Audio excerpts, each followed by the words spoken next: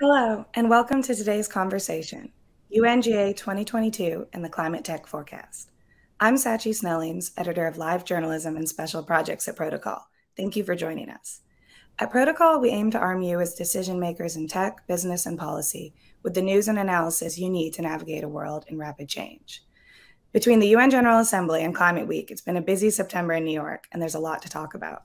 Today, we'll be joined by Protocol climate editor Brian Kahn and a panel of climate leaders and tech executives to recap the biggest developments at UNGA 2022 and preview the trends and events that will shape the future of climate tech and the planet. We're so glad you could tune in today. If you're not already subscribed, don't forget to sign up for Protocol Climate and Protocol's family of newsletters at protocol.com/newsletters. I'm so excited to bring up Brian Kahn, our moderator for today's conversation, to introduce our speakers and get things started. Over to you, Brian. Great. Thanks so much, Satchie. It's a pleasure to be here. And hello to everyone. I'm Brian Kahn. I'm Protocol's climate editor. I'm really excited for our conversation today. Just to give us a little bit of grounding about where we're coming from, I want to start with looking back to what just happened last week. As Satchie mentioned, it was a very busy time, and then give a sense of where we're headed going forward. So last week at the UN General Assembly, Antonio Guterres addressed world leaders, and he told them, quote, "The world is in big trouble." Now, frankly, he's right. Supply chains are pretty broken. There's a war raging in Ukraine, and the world is very far from meeting its sustainable development goals. That's particularly true when it comes to climate change. Global carbon emissions rose to a record high last year, and the impacts of the climate crisis are becoming clearer with each passing day. You can look out your window, or you can check the news and see them. Just to take two recent examples, the Horn of Africa is experiencing a drought unseen in at least 4 decades. It's got 21 million people at risk of acute food insecurity or even famine. Closer to home, there's Hurricane Fiona and Hurricane Ian, which have recently devastated Puerto Rico, Cuba, and Florida, leaving a trail of destruction and causing billions of dollars in damage. Now, it's against this backdrop that world leaders, tech visionaries, activists, and others will be meeting in Egypt in a little bit more than a month at COP27. Those are international climate talks. And what their goal is to stop this runaway train. And as Antonio Guterres put it, we need action across the board. Now, that's what we're here to talk about today. We're lucky enough to be joined by tech leaders who are thinking about that kind of action. And the industry itself has been a leader, both as a leading voice in talking about how to combat the climate crisis and in putting action and money to work to do so. I'm really excited to be joined by leaders at companies that are working to both decarbonize themselves and use their technologies to help decarbonize the supply chain and bend the global carbon emissions curve, as well as an entrepreneur who wants to turn buildings into Teslas, which I think is a fantastic idea, and is doing so with a focus on climate justice and making sure it's served. So with that as our sort of framework, I'd love to introduce our panelists and get into this discussion. So today we're joined by Kate Brandt. She's Google's Chief Sustainability Officer. We're also joined by Jessica Hyman, who's the head of sustainability at Atlassian. And then we have Donnel Baird, who's the CEO and founder of BlocPower. And Donnel, I got to also give you a shout out. I saw that you are officially on Time's 100 Next list as of yesterday. So congratulations on that. And thank you for being here. And thanks to everyone for being here today. It's really wonderful to have you. So I want to hop right into it. And I want to first ground us maybe in what happened last week. As Satchie said, very busy week. I'm still catching my breath between Climate Week and UNGA here in New York. Now, Kate, I know you were here for last week. Hopefully you've maybe caught your breath, but I'm really curious to hear from you. You know, from a tech perspective, what were some of the big themes and things that stood out to you when it comes to the intersection of tech and climate last week? Yeah, thanks so much, Brian. And it was wonderful seeing you in New York. And I think I'm almost caught up on my sleep, but it was an excellent week. And I've been attending UNGA Climate Week for probably over a decade, and I have to say, I think this was probably one of the most robust and interesting weeks that I've had the chance to participate in. A few reflections I'd share. You shared, of course, the backdrop of the many global challenges and crises that we're facing. At the same time, I also did feel like we were there in New York at a moment of some optimism around climate. I think we are seeing some really important progress, like having 80% of global GDP and greenhouse gas emissions now actually covered by economy-wide net zero targets. I know we're going to talk more about the IRA later today, but obviously the passage of the IRA being a huge deal for accelerating action in the US. Also, the energy security crisis in Europe being a major issue, but also a potentially important accelerator for climate action. So I think we were coming together in New York at an interesting moment. And early in the week, someone reminded me that there are 88 months left of what we've been calling the decisive decade, right? 88 months until 2030. And I think that really focused the mind. And I found what was really also positive about last week was we've kind of shifted from what I've been calling pledges to progress. It was much more about how do we roll up our sleeves? How do we partner? How do we work together? And of course, as I was entering into a lot of these conversations, and I know other colleagues on the line today as well, what is that role of technology? And that's very much what I spend a lot of time focusing on here at Google. How do we, of course, lead by example in how we operate our own business? But most importantly, how do we provide tools for other businesses or cities that have set bold climate targets and are trying to achieve them?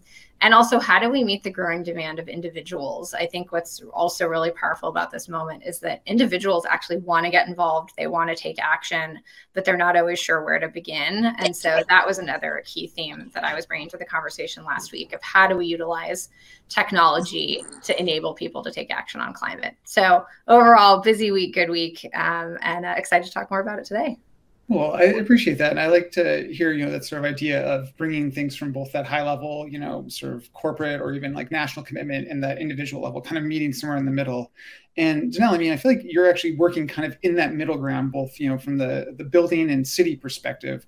You work at BlocPower, you're working to decarbonize buildings, bringing in, heat pumps, solar panels, and other technology that not only decarbonizes them, but makes them, makes electricity bills lower. I'm wondering if you can tell us a little bit about, from your perspective, when it comes to the UN and these high-level talks, does that sort of trickle down to you and how you think about your work? Does it have an impact in terms of what you're thinking about going forward? Nah, no, not really. We were privileged to be in Glasgow and got to hang out with Vice President Gore as he helped to, of course, structure and lead the last round of climate talks. And it was interesting to see the way the broader business community and tech community approached like the summer Davos thing that happened and how the sustainable development goals set a set of like milestones, or John Doerr would say OKRs, that the business community and the tech community can meet as we all think about how to solve the climate crisis. So I think like setting the context or the framework and the sandbox that we all play in is helpful. But at the building level, the conversation is, can you persuade a building owner that our products are better than the fossil fuel alternatives that they currently use? And as we shift into decarbonizing whole cities, what's it really going to take for us to move in Ithaca or in Menlo Park? Or I think I can announce today, yesterday it was announced that we won the contract to decarbonize the city of San Jose. So all of the buildings in the city of San Jose, which is one of the biggest cities in the country and in the world, how do you decarbonize a whole city in 88 months, right? And can you do that in a way that really inspires other cities to do the same? Kate talked a bit about, Google leading by example. How do we do things in such a way that we have like example companies and example cities where we share data, share inspiration, and do things in a way that other stakeholders can kind of duplicate and learn from our actions. So I think that's how that's how the Sustainable Development Goals can set a framework for all of our work. It's interesting. You're telling me so building owners aren't exactly thinking about those SDGs and their considerations. They're not. They're building owners think about depending on their income level, they think about their energy cost as a percentage of their operating income. They think about the profitability of their building or the lack thereof. They think about the comfort of the tenants. Sometimes they care, sometimes they don't. They care about the health of the building, and they care about the regulatory and policy infrastructure in which they have to make money. But they don't give a darn about climate change. Even folks who care about climate change as early adopters or affluent, Tesla drivers, there really needs to be a compelling value proposition to each and every building owner that makes sense financially from a health standpoint, in addition to, hey, this is going to reduce greenhouse gas emissions. And so to get to scale, greenhouse gas reduction right now in America is not a primary driver for building owners to make decisions. So there's got to be a secondary and tertiary driver to help compel those decisions, unfortunately. Well, maybe that'll change in time. We'll see. I mean, once you have those examples, maybe that starts to get people thinking a little bit more, in line with the various aspects and reasons to decarbonize. I'm curious. I mean, Jessica, with your work, I mean, you've written that employees and investors alike kind of place a premium on sustainability, and so I'm curious for you. I mean, are you experiencing that at Atlassian? Like, is there that pressure from outside the company or even within the company to implement sustainable policies more aggressively than if it was just kind of operating in a vacuum? Yeah, I think we're seeing sort of multiple forces play out at once. And the starting point for us was actually really coming from a leadership position and saying, look, at Atlassian, one of our core values is don't fuck the customer. And we kind of said, hey, we need to extend that. And it's really don't fuck the planet. And so what does that mean for us? We have to set ambitious net zero goals ourselves and make sure that we're really role modeling that for our peers and businesses and governments.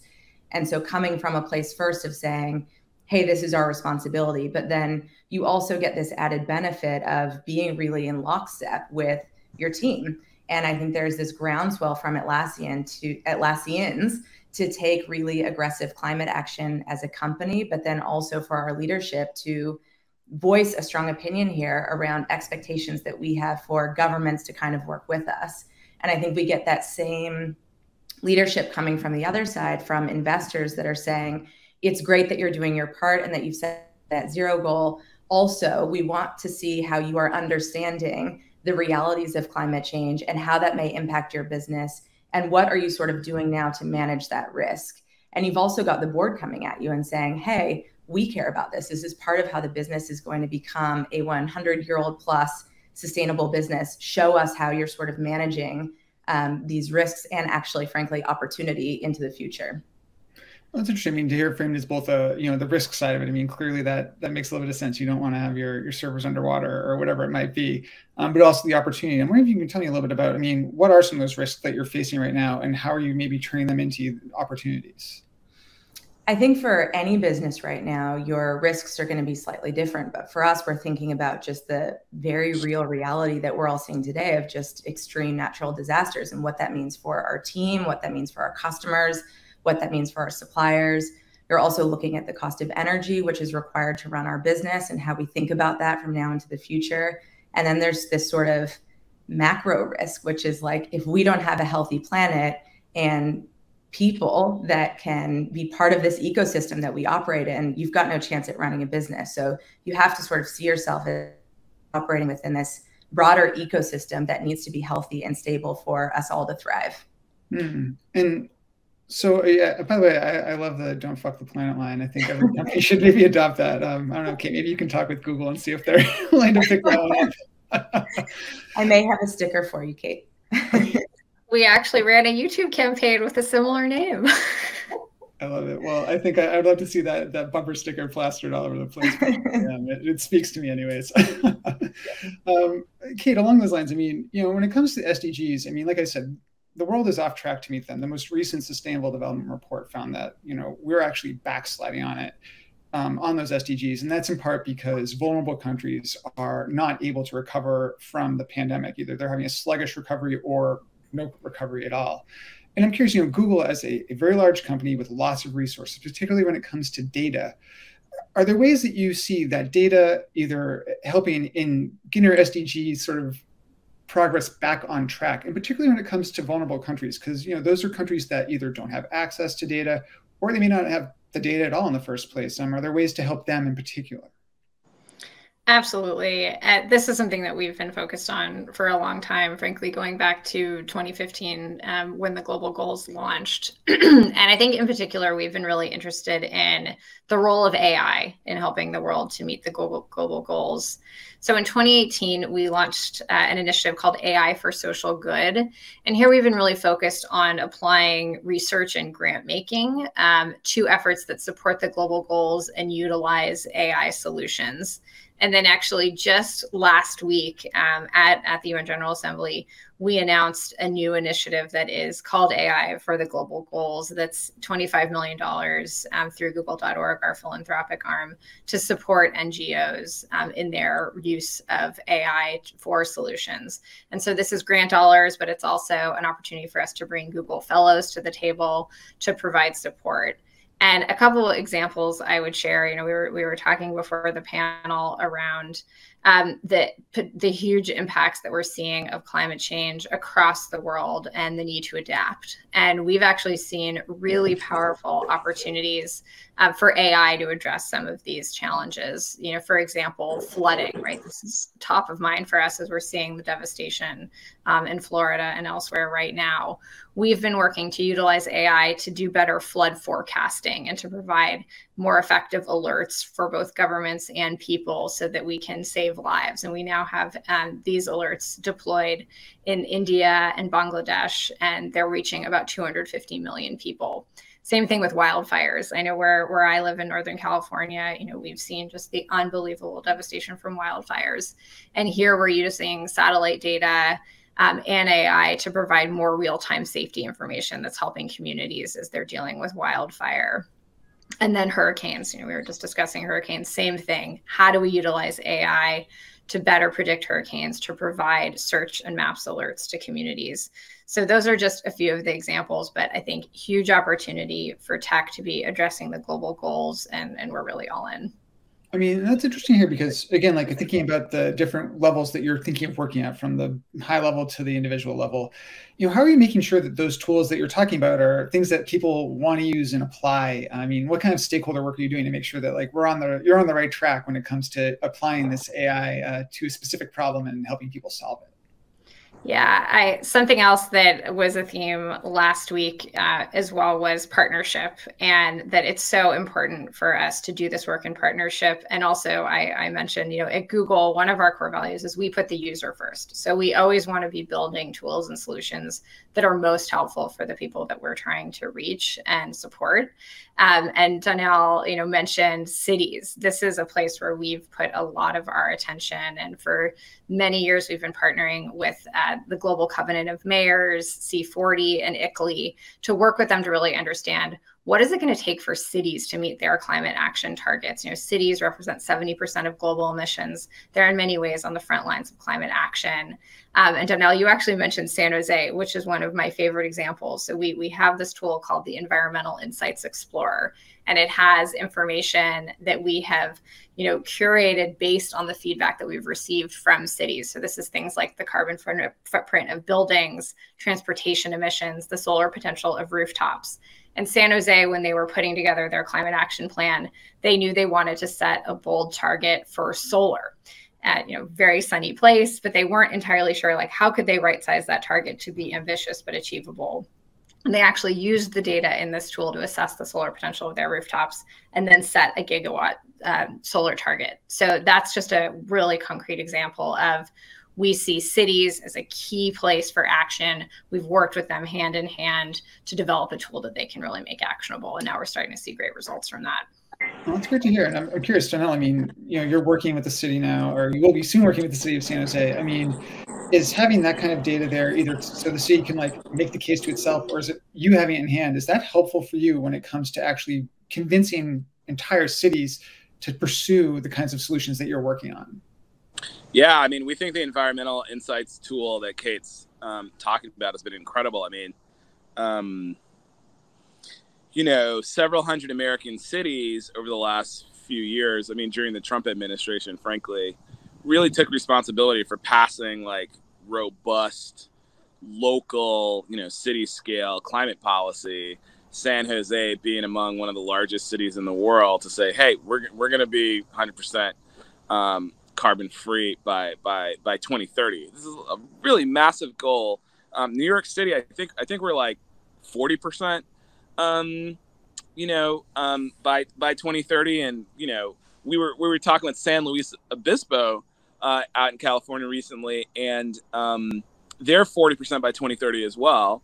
And we were able to use, you know, data models and tools to say, like, well, that's a great goal, but like, here's what it's going to look like in terms of implementation. It's actually like, you actually are going to have to do like 60 to 70% of your buildings will need to be retrofitted by 2030 in order to get to a 40% overall reduction, for example. Or here's the percentage of vehicles that will need to be changed, and here's the kind of EV charging infrastructure that you're going to need across the city. So getting into the block by block, building by building level details of how to decarbonize a city, which has to be done on a building by building basis, right, is a really great use case for machine learning and statistical modeling and AI. We think Google is obviously an incredible leader in doing that and working with the hundreds of cities who've set like really aggressive goals for themselves and giving them confidence that those were the right goals to set. I think the next question is, all right, like we got to decarbonize a few cities, hopefully quickly, and open source all of the learnings and best practices and like data, whether it's construction data, financial data, mechanical engineering data, machine learning algorithms. All that stuff needs to be open source and shared so that the next wave of cities that want to decarbonize can build on the foundations that have been provided by the kind of early adopters of these 40% or 50% or 100% clean energy goals in these urban markets. Yeah, so I mean, it's interesting. It's kind of a good segue to think about, in the Trump years, obviously there was like cities and states were kind of holding the line on climate action.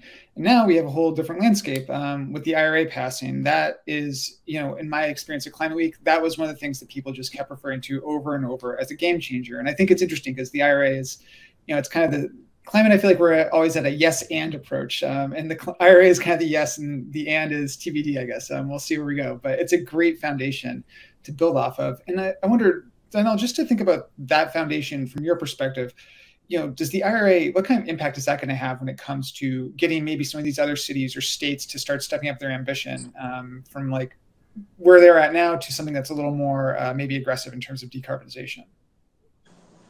Let me express some negativity about all of this first before Please. I'm super positive. So, I mean, I feel like Kate, maybe Jessica, you were as well, where it was involved in the Obama administration.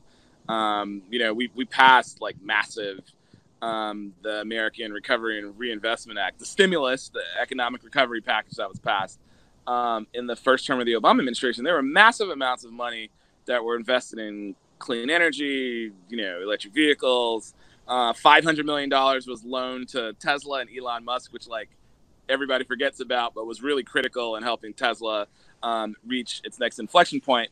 And the question for DC is like, they passed the law and it's amazing that they passed this law, but the system seems to be focused on like getting the money out of DC and like out to the states. And then it's kind of up to the states, in particular the state energy offices, to figure out how to use that money to implement greenhouse gas reduction and job creation and green infrastructure on the ground. And, a bunch of the states are like Republican and like don't believe in ESG or climate change or whatever. If you look at the situation in Jackson, Mississippi, you have a state that has refused over decades to provide resources to a city, largely an African-American city, a working city, because of the like local politics. So part of the question is the devil's in the details of how we implement this thing. And really, I talked to John Podesta last week. Jessica, Kate, I don't know when's the last time you did. And I was like asking some like really tough questions. He was like, I don't know, Donnel, like we really welcome you guys like thoughts and feedback. So I think it remains to be seen what the specific details of how all of this capital rolls out from DC to the states, to the cities, to the counties, to the building owners, down to the ground level. For example, we're very focused on, the $9 billion that are going to be invested in incentivizing heat pumps. We think it's incredible. But where do you get those incentives from? Are you going to get it from your contractor when they visit your house? If so, does that contractor need to like have a specific certification? Or should you go to Lowe's? And is Lowe's going to give you the certification? Or do you need to apply to the city of San Jose government? Like, how's it going to work, right? And like, what's the most efficient and effective way? And I do think as leaders in tech, using our voices and relationships to help with the implementation challenge to ensure that this massive, like once in a generational policy achievement, this legislation of the IRA, is like super effectively implemented on the ground in a way that optimizes and maximizes greenhouse gas reduction. I think that's really important. And I think that the tools, that the technology industry, Kate's been talking about the Google city scale tools. All of those tools are important in helping to figure out and plan how to optimize and maximize for greenhouse gas reduction on the ground.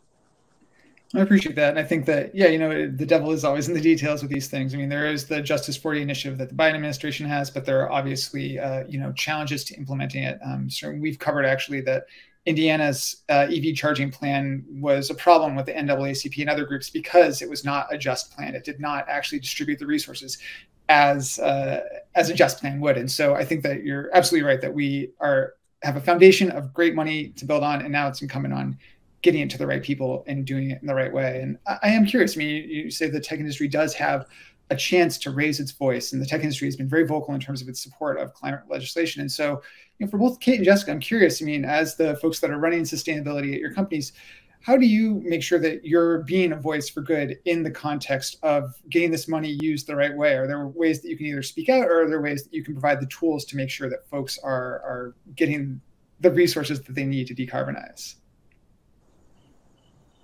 I can start, Kate, and then I'll pass it to you. I think, Atlassian has thought about our role as, first of all, we have to set science-based targets and sort of lead by example here. But then in parallel, I think we have no illusions that business and government have to move together. And we see this again as this like team effort.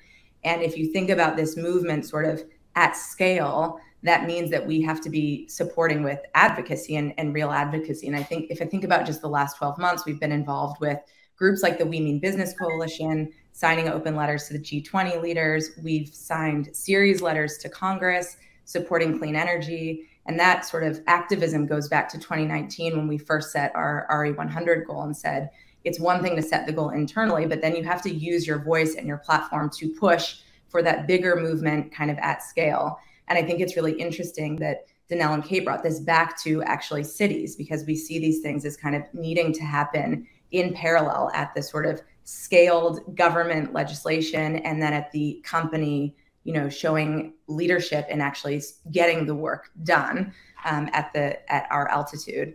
And so I think when you think about sort of taking that down to the IRA, we're looking at this sort of wave of teamwork and consistent drumbeat over time that gets you to this legislation. And then I think the question is, okay, now that we're here, how do we celebrate the moment and see this as a foundation, but then think of this really as the foundation and as the springboard for sort of what happens next? And it should be this sort of forward-looking, how do we now make bigger commitments? How do we see this as a signal that we can accelerate the pace that we thought we could go and actually achieve our goals faster? And how do we kind of do this as a collective?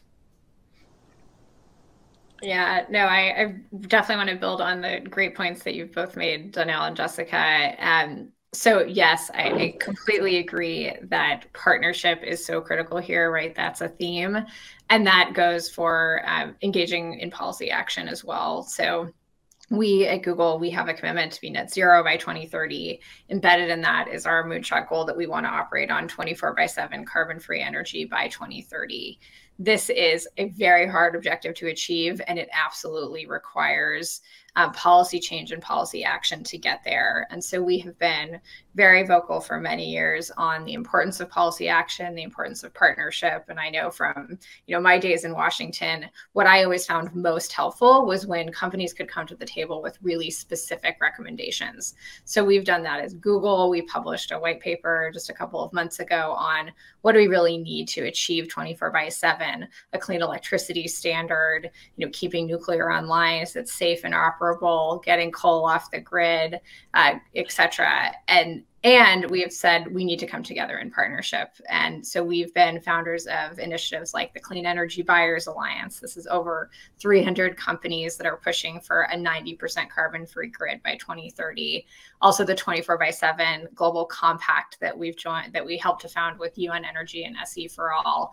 Again, groups of not only companies, but cities and national governments coming together to say, how do we actually get to 24/7, the technology that's needed, but also the policy action that's needed. So I have to say, I think the IRA is a really big deal. And it's really going to be crucial for us at Google in achieving those bold objectives that we've put out there that I've mentioned around net zero and 24/7, but also around these coalitions as we're all working together to achieve those objectives. The other area, I think, to build on a little bit of what Donnel was saying is I'm also really excited about our opportunity to help from an implementation perspective. And I think one of the places that we can play a really useful role at Google is, I talked already about how we want to give our users information about how they can live more sustainably, whether that's eco routes in Google Maps or showing the carbon footprint in Google Flights. But also as they're trying to buy a heat pump or get solar on their rooftop or purchase a new EV, we want to make that easier for individuals, providing them helpful information, and then also highlighting what are those incentives that they can take advantage of and how can they go out and actually utilize those, as Donnel was saying. How do we reduce that friction to action? Yeah, I think that. Yeah. Go ahead, Donnel. Well,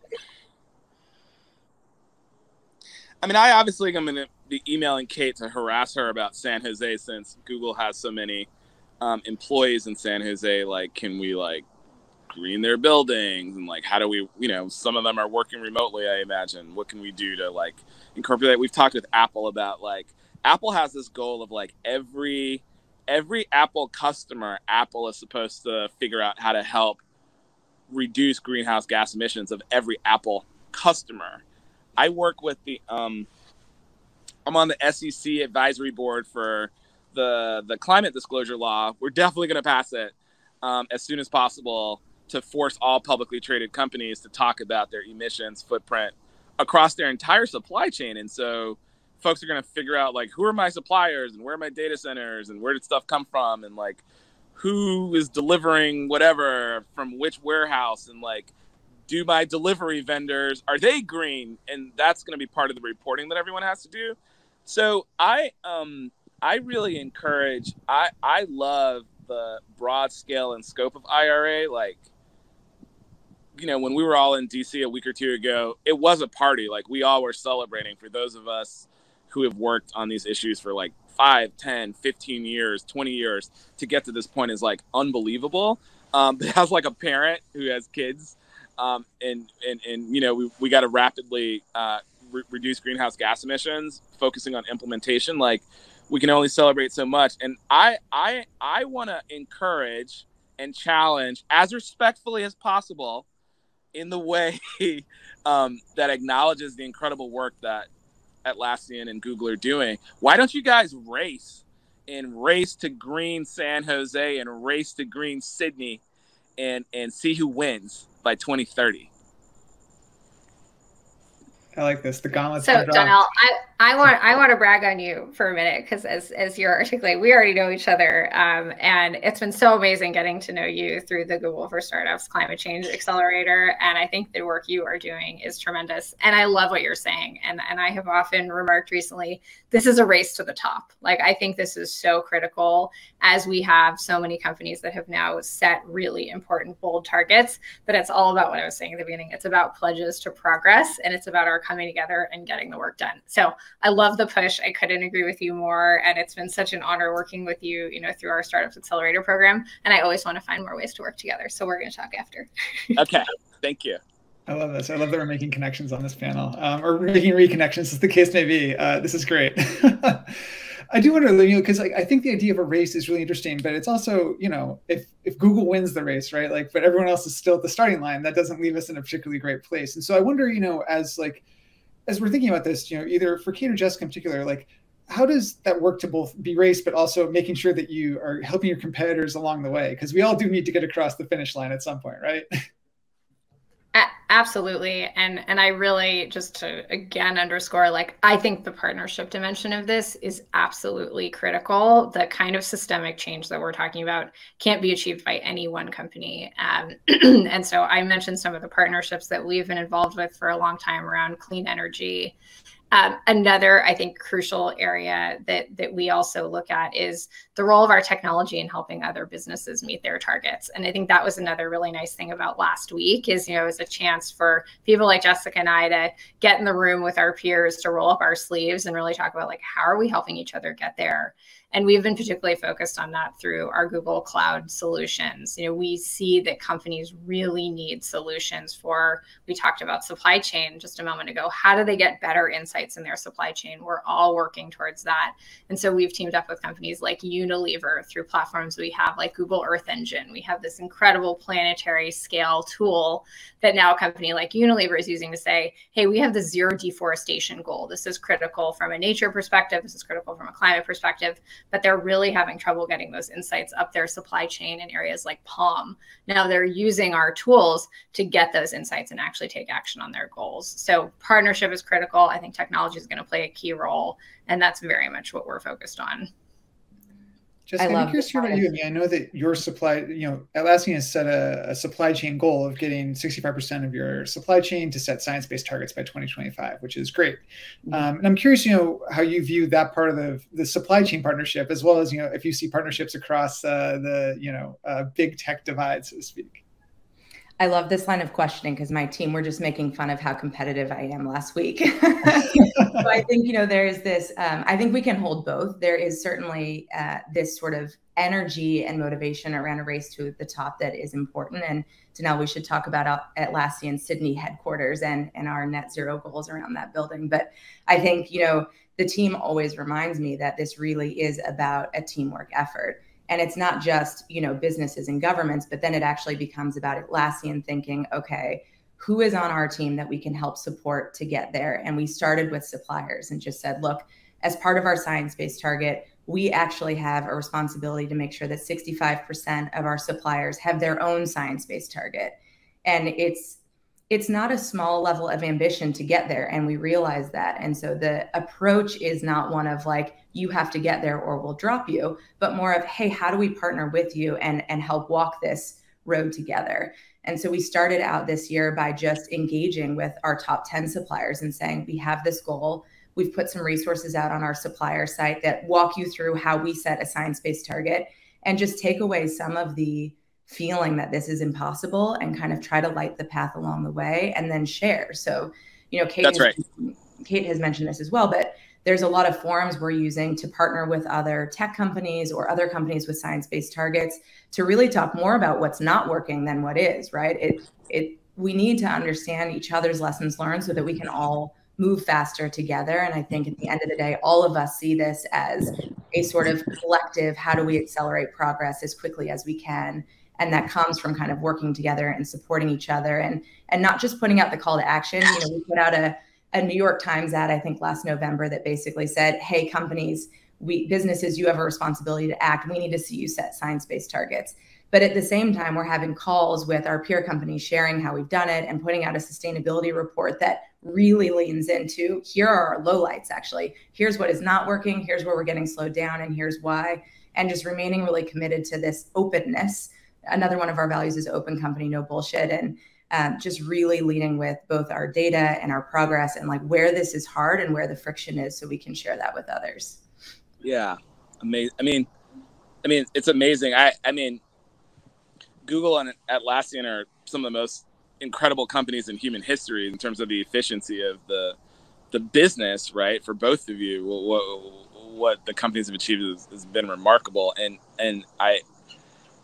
I think the way that you guys are leaning on sustainability is amazing. I think to go back to this idea of like, well, if the NAACP is upset in Indiana because the electric vehicle charging plan isn't like equitable, like one reason to be concerned about that is like, oh, well, it's not fair. And we're like equitable, ethical people, we're like liberals or progressives who care about, everybody having a piece of the climate change because we are good people. But like the flip side of the coin is like, if we don't figure out how to rapidly develop like mass market products and services, not only for certain segments of the market that have more resources, but for like folks who don't have resources, we won't achieve the greenhouse gas reduction that we need, and we also won't have the kind of political and policy coalition that we all know that we need to pass IRA 2.0 and 4.0 and 6.0, which is really what we're going to need. And so I'm really encouraged by what I'm learning from Jessica and Kate here about the amazing way that they're engaging so many stakeholders beyond the walls, if you will, of their amazing companies, right? Like going beyond to engage stakeholders outside their companies and really share learnings and best practices that they're learning from being on the bleeding edge of this climate fight. It's very encouraging. Yeah, I mean, I'm very intrigued by that. And I do want to, obviously, we need the IRA like 10.0 right down the line if we really want to do this in the US. But I think it also speaks to the fact that we need, the IRA 1.0 in other places, or, whatever it might be, the Green Deal in Europe 2.0, as the case may be. And I'm curious, to hear either from Jessica or Kate, I mean, when it comes to thinking about this in terms of like a more holistic view, and maybe Jessica, this is good for you since Atlassian has a headquarters in Australia, right? And Australia recently just got a much more progressive government after booting its climate denier PM. So I'm kind of curious to think how you kind of link up, not just with other companies, but also work across the various places that you're working with, the various countries that you're working with, to make sure that those national governments are also on board, because it seems like we need this synergy to actually work and get us to a place where emissions reductions are happening. Yeah, I was lucky enough to be at the Inflation Reduction Act celebration a couple weeks ago in DC, and Biden said something that has just really stuck with me since, which is that too often we confuse setbacks with defeat. And it just reminded me that regardless of who is in power and which government at this moment, we need to remember that this sort of consistent drumbeat wherever we have a platform to influence change is critical, and that you sort of don't take your foot off the gas sort of regardless of that market. And I think there are ways we can do this by leading by example. So if you think about being an Australian business, we were one of the first Australian tech companies to set a 100% renewable goal, or leading in setting the science-based target goal that we have, or thinking about our Australian headquarters that we're building out right now and how we make sure it has really strong net zero goals tied to it, and sort of setting an example in that market where we have influence, but then using our platform to advocate for progressive policy there as well, so that we're kind of doing both in parallel, and that regardless of the Inflation Reduction Act and the win that is, here in the US, that we see that as one win today that should be celebrated, and a foundation that hopefully can get built on in other markets that we're operating on. Actually, I just want to make sure that we acknowledge to Donnel. I mean, it sounds like, can you get BlocPower over to Australia to check out this headquarters, or what? That's right. Atlassian has a lot of experts. They don't need us, but we're always happy to help wherever we can. We did get an email from some folks in Perth, Australia, saying that they're jealous of Ithaca and Menlo Park and San Jose, and they want to decarbonize the entire city of Perth. And so we are talking with them about that. As you guys may know, Rewiring America is a great advocacy organization for electrification of the building sector. And one of their co-founders is Australian, Saul Griffith. And so we are trying to figure out, could we even have a multi-continental strategy with the World Economic Forum, where on every continent other than Antarctica, we have a city that is part of a global grand challenge to really try to decarbonize a whole major city over the next 3, 4, 5 years. And then, as Jessica said, open source and share all the data and learnings with every other city in the world, so that as we learn best practices, we can apply those lessons to scaling urban decarbonization across the world. So we are working with the World Economic Forum and JLL and Lowe's and other folks to figure out, could you do a grand global challenge and have a bunch of cities race? Every city isn't going to be fortunate enough to have an Atlassian headquartered there with all their talent, or a Google, office there with all of their talent. Every city in the world is not going to have that, but a really collaborative, positive partnership that's, cooperative could really go a long way to restoring hope. Because I just want to comment, one of the things I heard last week that I should share that's really sitting with me is I was in a session and the moderator got anxious and asked everybody to raise their hands, everyone in the room, in the audience, like at Climate Week. They were like, raise your hands if you believe we're going to hit our emissions targets by 2030. And the room was filled with like experts, policy people, tech people, climate finance people who are 100% about mitigating the climate crisis. And no one raised their hand. Like, and so when asked, like, do you believe in your heart, right? Like, do you have hope that we actually are going to hit our emissions reductions goals? The truth is, a lot of folks, at least last week in the session, don't really believe in our heart that we can actually make progress. So, like, what are the kinds of things that we can do to restore hope, which used to be a really popular word in American politics in the Obama years? But what can we do to really give people that hope and a pathway to implementing a hopeful response to the climate crisis right now? And like that's what I'm spending a lot of time trying to figure out. I mean, I have to say, like, that's a very interesting situation to hear about, Donnel, because so I teach at Columbia, as you know, it's a night job, I guess, in addition to my day job here at Protocol. And I find a similar thing. A lot of my students who are, they're coming in, they want to work on this issue, they care. And, when I ask them to do assignments that envisions a good future, they have a really hard time doing that because that vision is just, that's not been the way the world's operated to date. And I wonder, Kate, like your company, large impact, reaching a billion users, lots of different technologies, lots of hands and different things. I wonder, how you view your role as a sort of global provider of information in terms of getting people to understand what's possible and why we, actually do stand a chance if we just start to do the right things. Yes, this has been a big focus for us. As I mentioned, of course, it's about how we lead at Google, how we're enabling our policymakers, our cities, as we've been talking about, other businesses. But I also think individuals have such a crucial role to play here. And I think what's really powerful is we've now reached that moment that, Al Gore has been talking to us about for such a long time. Climate is now a social movement. People want to take action. And we're seeing this at Google, right? We look at Google Trends to understand the zeitgeist of what's on people's minds. Searches for all the things we've been talking about. How do I get solar on my roof? Buying an EV, even, heat pumps are up at an all-time high. And so we're really thinking about how do we give people really helpful, actionable information? And so we're thinking about this in a variety of ways. We made a commitment a couple of years ago that by the end of this year, we want to enable 1 billion new sustainable actions. And so we've done things like we've teamed up with the UN. The UN has their UN Act Now principles, that these are like the 10 things as an individual that you can do around changing your transportation habits, how you power your home, what food you eat. And we're making that information available in Google search, but we're also trying to bake it into the Google products. And so, I talked a little bit earlier about things like eco routing in maps. This is something where now it's the default. So if you're using Google Maps and you're driving from A to B, we'll give you the least fuel intensive route as a default, as long as it has a similar ETA. We've already seen this being the equivalent to taking 100,000 fuel-based cars off the road just since October. Or we're also doing things like showing you in Google Flights, what's the carbon footprint of a flight? Or we've been talking a lot about solar and the work that we're enabling cities to do, also giving people information about the solar potential of their rooftops. Or the Nest Learning Thermostat. We now have this program called Nest Renew, where we're enabling people to shift electricity usage in their homes to times when the grid is cleaner. So I think there's such a crucial role for individuals to play, and I think we need to meet them in this moment to give them really meaningful actions that they can take.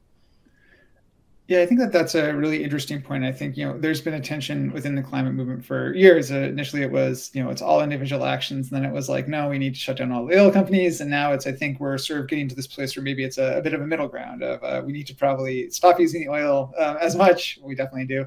But also, what can folks do? There's a lot of research in the IPCC recently that just showed that proving efficiency can get you to major gains at just like the individual or building or household, city level.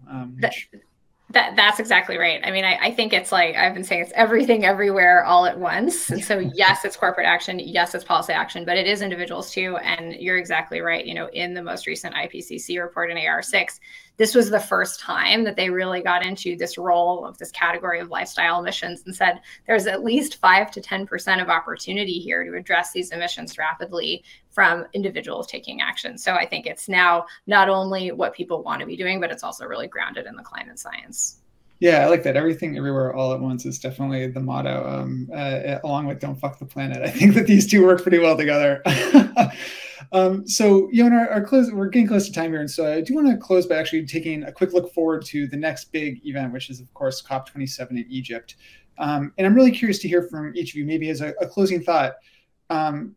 What is something that you want to see coming out of those talks? Whether it's at the corporate level or at the international level or at the city level, for that matter, since cities do play a major role in these talks, to show that we're actually going to start making progress in bending that emissions curve from hitting record highs to starting to go down. And maybe I'll just call on someone first. Jessica, how about you? Would you like to hop in on that one? Sure, happy to. I think for Atlassian, we really want to see this scaled movement as a team. And so what we're really looking for is business leaders showing up and making the big commitments, setting science-based targets, and using that as a moment and a platform to really say, hey, we're going to step into a leadership role. And I'm not just the CEO of my company responsible for the bottom line, but actually see my company in this broader ecosystem and context where I need to stand up for progressive climate policy and ensure that our government leaders are kind of taking on that challenge, and then seeing our government leaders kind of respond in that space. I think that creates, going back to your question before of like, is there hope or have we lost? And I think these big moments, something like COP, is necessary to keep this movement going forward and to feeling like we've got the velocity that we need to get there, and to create the environment where individuals feel like their actions matter. Because I think if you don't have that leadership from the top, it's hard to continue to have that motivation. And something like the IRA signals to individuals that, hey, from a policy perspective, we are going to help you kind of take individual action for electrifying your home, for example. And I think we need those moments along this long path to get to where we need to go. Thanks. I love that, Jessica. And just to build on that, I'm excited about COP. It's a few short weeks away, so I'll get to see all of you in Egypt. But I think for me, it again comes back to what we've been talking about today, what we were talking about at UNGA. It's all about pledges to progress. This is an implementation COP. This is about taking action. Many of the bold goals have been set that need to be set. Of course, there's some other countries that are still on their journey to setting those goals. But for the most part, I think the stage is set, and now it's about that implementation. And I think from the corporate sector coming and showing how are we taking action through our own net zero commitments, but also, as we've been talking about a lot today, the role of our technology or our products and solutions, whether it's a tech company or another company. How are we enabling other businesses to meet their objectives? How are we enabling individuals to take action? So that's really what I'm excited to focus on at COP. And, I think it's going to be an important moment as we continue to make progress. Well, Donnel, I guess I'll give you the last word on COP. What are you looking at? Great.